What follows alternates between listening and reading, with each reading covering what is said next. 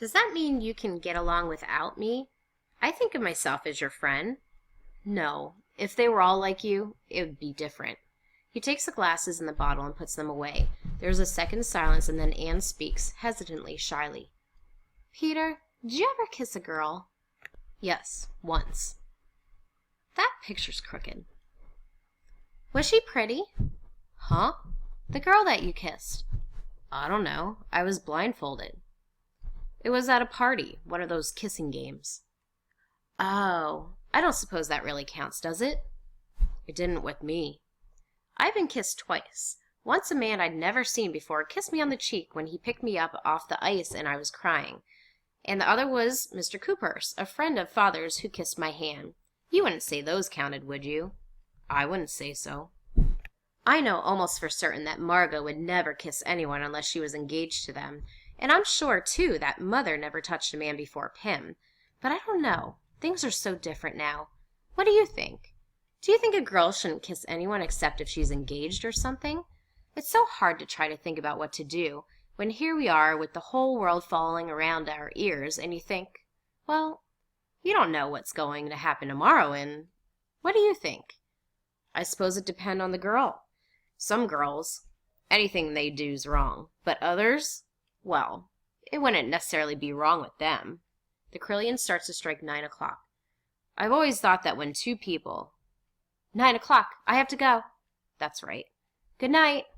There's a second pause, then Peter gets up and moves toward the door. You won't let them stop you coming. No.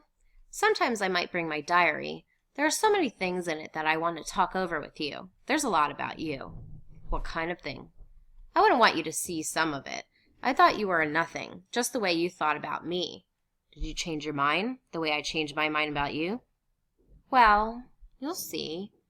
For a second, Anne stands looking up at Peter, longing for him to kiss her.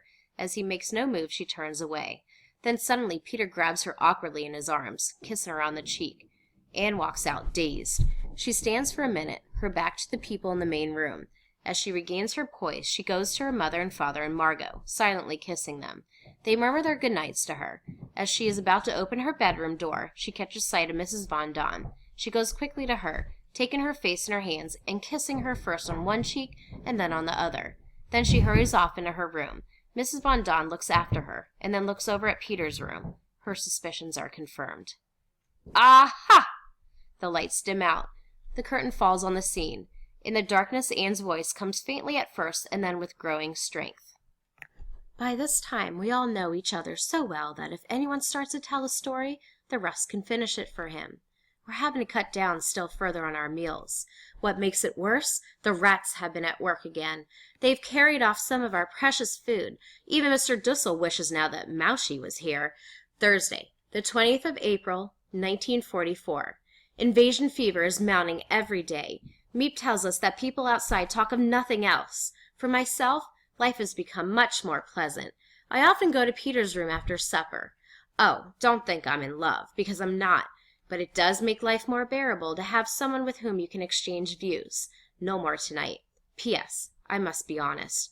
I must confess that I actually live for the next meeting.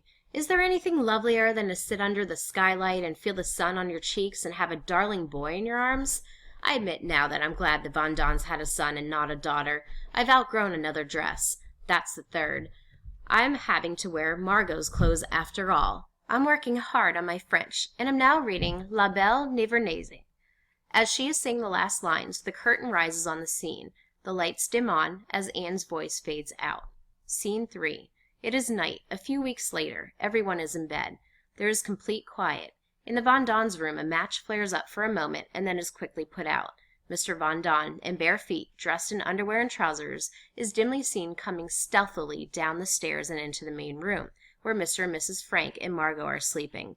He goes to the food safe and again lights a match. Then he cautiously opens the safe, taking out a half loaf of bread. As he closes the safe, it creaks. He stands rigid. Mrs. Frank sits up in bed. She sees him. Otto! Otto! Komm schnell! The rest of the people wake, hurriedly getting up. Was ist los? Was ist passiert? Dussel, followed by Anne, comes from his room. Stellt das Essen! You, give me that! Put Putty, what is it? You dirty thief, stealing food, you good-for-nothing. Mr. Dussel, for God's sake, help me, Peter. Peter comes over, trying with Mr. Frank to separate the two struggling men. Let him go! Let go! Dussel drops Mr. Von Daan, pushing him away. He shows them the end of a loaf of bread that he has taken from Von Daan. You greedy, selfish. Margot turns on the lights. Putty, what is it? All of Mrs. Frank's gentleness, her self-control is gone. She is outraged, in a frenzy of indignation. The bread! He was stealing the bread! It was you, and all the time we thought it was the rats. Mr. Von Daan, how could you? I'm hungry.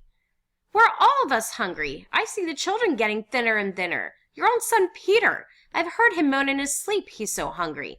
And you come in the night and steal food that should go to them? To the children? He needs more food than the rest of us. He's used to more. He's a big man. Mr. Von Daan breaks away, going over and sitting on the couch. And you're worse than he is. You're a mother, and yet you sacrifice your child to this man? This, Edith. Margot picks up the pink woolen stole, putting it over her mother's shoulders. Don't think I haven't seen you, always saving the choicest bits for him. I've watched you day after day, and I've held my tongue, but not any longer, not after this. Now I want him to go. I want him to get out of here. Edith, get out of here? What do you mean? Just that. Take your things and get out. You're speaking in anger. You cannot mean what you are saying. I mean exactly that. Mrs. Von Daan takes a cover from the Frank's bed, pulling it about her. For 2 long years we have lived here, side by side. We have respected each other's rights. We have managed to live in peace. Are we now going to throw it all away? I don't know this will ever happen again, will it, Mr. Von Daan? No.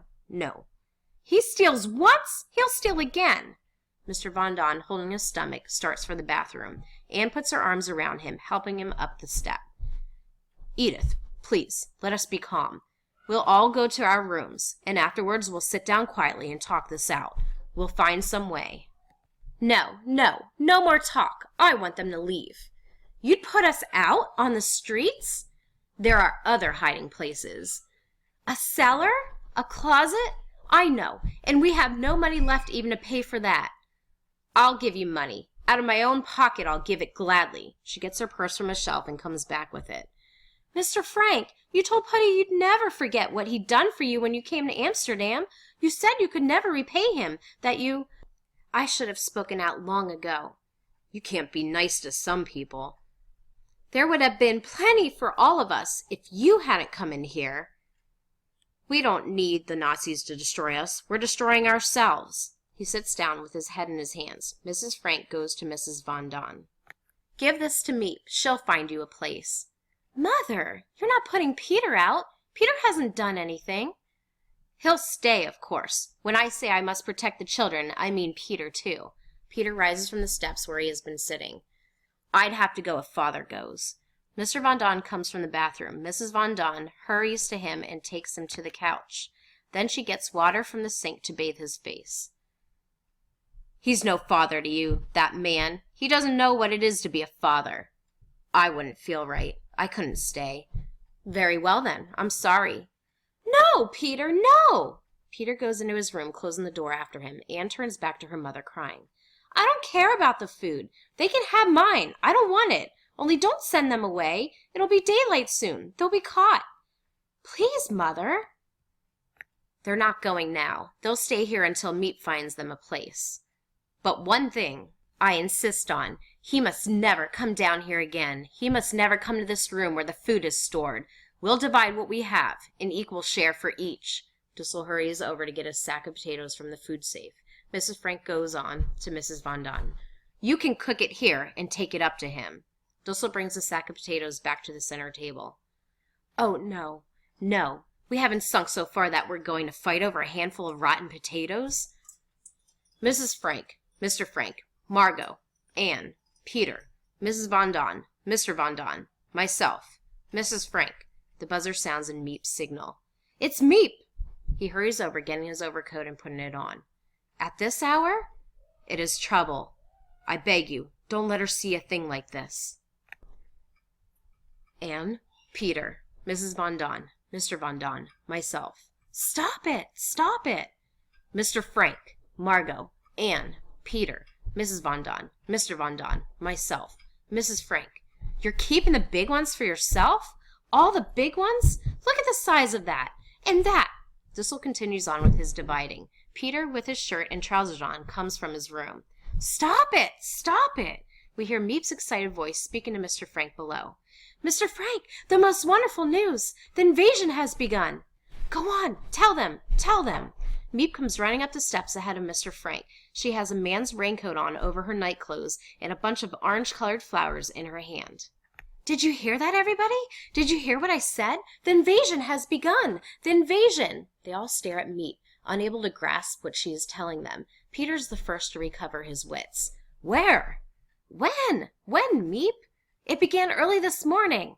As she talks on, the realization of what she has said begins to dawn on them. Everyone goes crazy. A wild demonstration takes place. Mrs. Frank hugs Mr. Von Daan. Oh, Mr. Von Daan, did you hear that?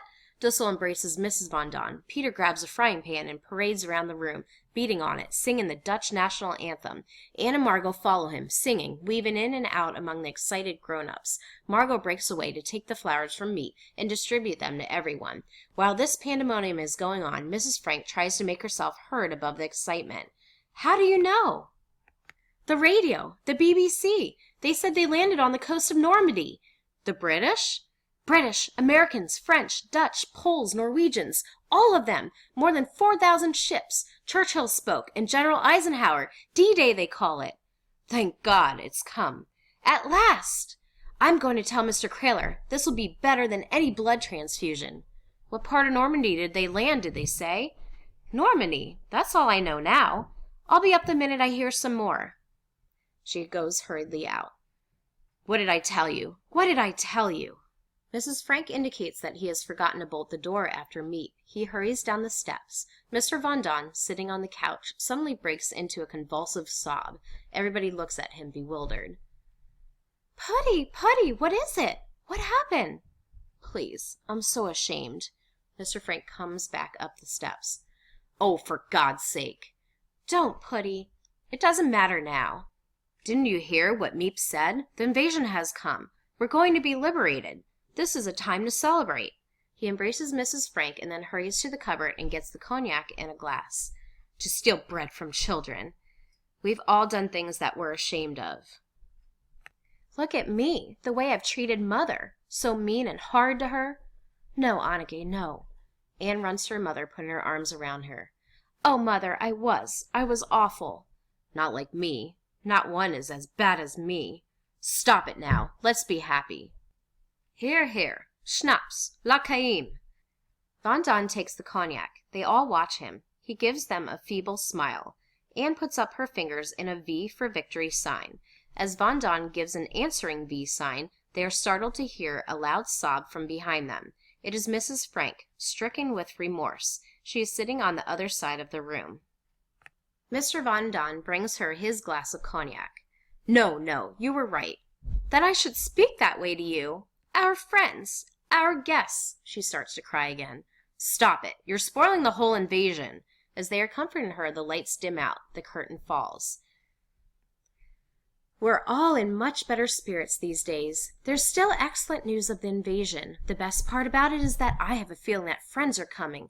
Who knows? Maybe I'll be back in school by fall. Ha ha! The joke is on us. The warehouse man doesn't know a thing, and we are paying him all that money. Wednesday, the 2nd of July, 1944. The invasion seems temporarily to be bogged down. Mr. Kraler has to have an operation, which looks bad. The Gestapo have found the radio that was stolen. Mr. Dussel says they'll trace it back and back to the thief, and then it's just a matter of time till they get to us. Everyone is low. Even poor Pim can't raise their spirits. I have often been downcast myself, but never in despair. I can shake off everything if I write, and that is the great question. Will I ever be able to write well? I want to so much. I want to go on living, even after my death. Another birthday has gone by now, so now I am 15. Already I know what I want. I have a goal, an opinion. As this is being said, the curtain rises on the scene, the lights dim on, and Anne's voice fades out.